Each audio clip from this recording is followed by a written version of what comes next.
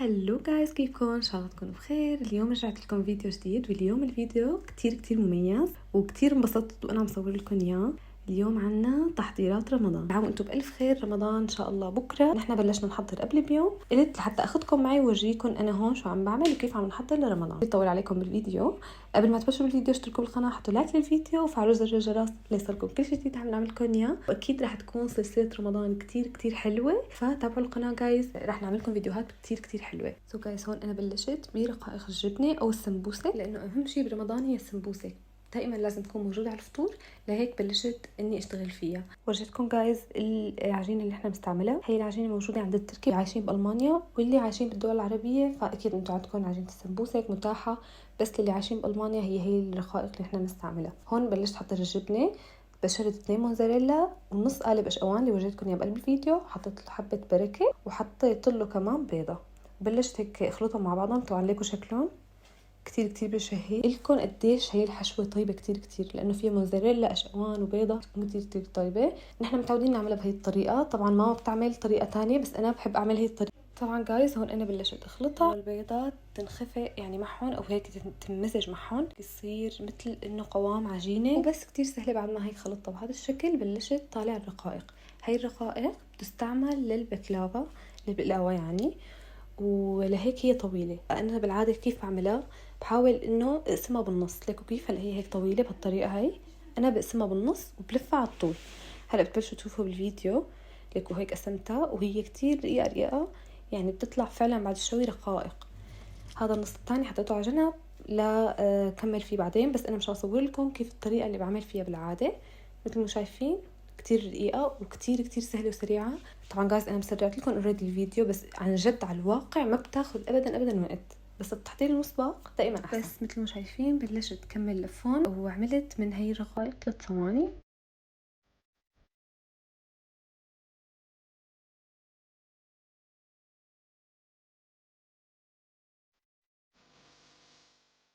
ولما خلصت بلشت معه تقطيع الدجاج. نحن عم نحط الدجاج لحتى لما بدنا نشوي برمضان يكون عندنا موجود.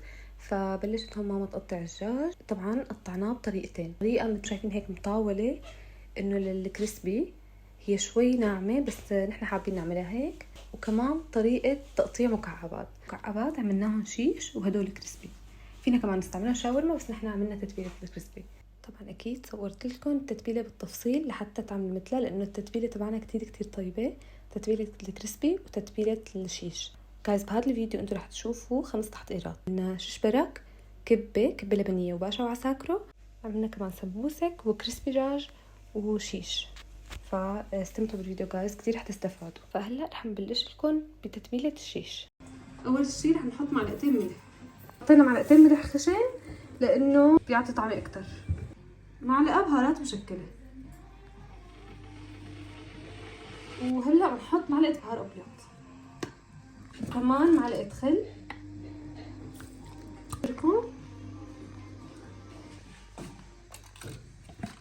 تقريبا معلقتين لبن،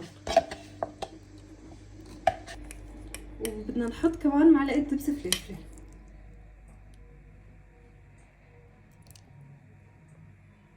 وهي بهارات اكسترا خصوصي للدجاج، نحن بنحط منها كل التتبيلات.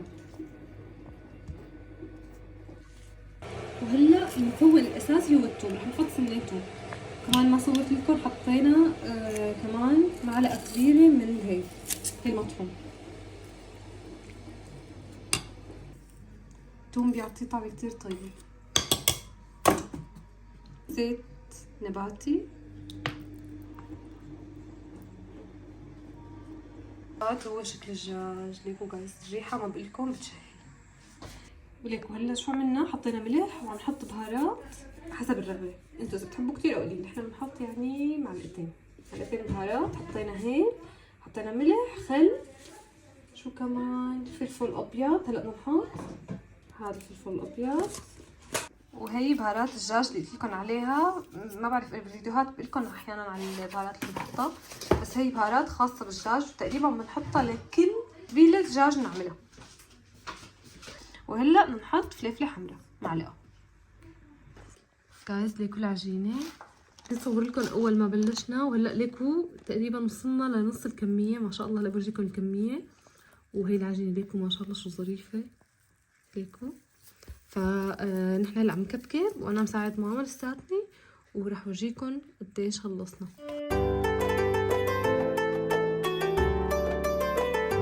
فليكو لسه هلا عم نعبي هي الصينيه.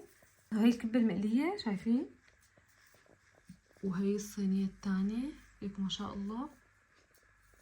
ليكو المنظر. اللبنيه كمان خلصناها، نفس الموديل بس انه مش يعني نحن عملناهم على صينتين مختلفين جايز. وهي هي الكبه لاكله باشا وعساكر، ما بعرف اذا بتعرفوها. نحن بنعملها بس هيك الكبه هيك مدوره، يعني هيك طابات، مو مثل الكبه اللي ورجيتكم اياها قبل شوي. ف رح احاول ادخل لكم اياها على القناه اكيد بمساعده ماما. فليكو كيف هلا هي الكبه صارت جاهزه كمان، وتقريبا رح نبلش نخلص جايز. هلا خلصنا كل الكبه. هي لبنيه مثل ما قلت لكم، وهي باشا بعساكره، وهي مقليه ولا زادوا كمان. فليكو كيف اخذوا يعني شويه وقت معنا، بس انا ساعدت ماما، حاولت ساعدها بس ما قدرت كثير والله، بس حاولت ليكو اتدرب معها هيك كم شغله. شوفوا كيف اعطوني رايكم قديش هدول بيسهلوا علينا برمضان، وقديش بيختصروا وقت وتعب وجهد. فانتوا بتعرفوا يعني برمضان قديش تعب. هدول نلاقيهم عنا جاهزين، ولما بدنا نطبخ بنطلعهم هيك جاهزين. فبنصحكم هيك تعملوا قبل رمضان. كتير كتير مهم انكم تعملوا تحضيرات قبل رمضان للاكل. ليكو هاي الكميه ما شاء الله، ليك كيف طلعت ما شاء الله، كميه يعني منيحه. وهلا بدي اضبهم بالفريزر، ما حطول عليكم الفيديو. رح نضبهم نحن بالفريزر. بدنا هلا نحطهم بعلب او بصحون هيك صغيره ونغلفهم. سو هلا بنحطهم بالفريزر، وخلونا هلا نبلش بالبرك. وهون بلشنا بالشيش برك، قطعناها هيك دوائر مثل ما بتعرفوا، وبلشنا نعملها. اول صينيه خلصت، وهون عم نبلش نطبق بالصينيه الثانيه.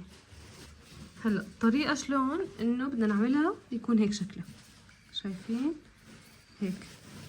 فهلا بورجيكم كيف بنعملها بهي الطريقه. نحط هيك اللحمه بقلبها ومسكرها بالطريقه، شايفين، ومنلفها هيك. هيك شو حلوه على فكره، كتير كتير سهله، وبحسها يعني اسهل بكتير من الكبكبه. كتير سهله. الكبه بتاخد اكتر وقت، بس الشيش براك سهله وبسيطه، يعني بسرعه كتير بتصير. حتى تحضير العجين تبعها وتحضير الحشوه تبعها كتير اسهل من الكبه. هلا رح نعمل كميه اكبر من الشيش براك ونحطها عنا. لازم هون نحط لها طحين بسفله، شايفين، مشان ما تلزق بالصينيه. وهيك هلا بحطها، لانه اذا ضلت اكتر من 5 دقائق شايفين تلزق جايز. طبعا بعد ما خلصنا كل الكميه وطولنا شوي فيها، لانه ما شاء الله الكميه كبيره، لهيك مثل ما شفتوا هي النتيجه. نحن شو عملنا؟ شمعناهم بالفرن، يعني مثل ما اجيتكم ضلينا عم نصفهم هيك بالصينيه مثل ما شايفين، وبعدين فوتناهم على الفرن تقريبا من 10 ل 15 دقيقه. مثل ما شايفين هي النتيجه. هن ما لهم قاسيين، طلعوا ليكوا كيف يعني تشميع. شوي سخنين لورجيكم بس اياهم كيف صاروا هيك تشميع، مو شوي، شايفين.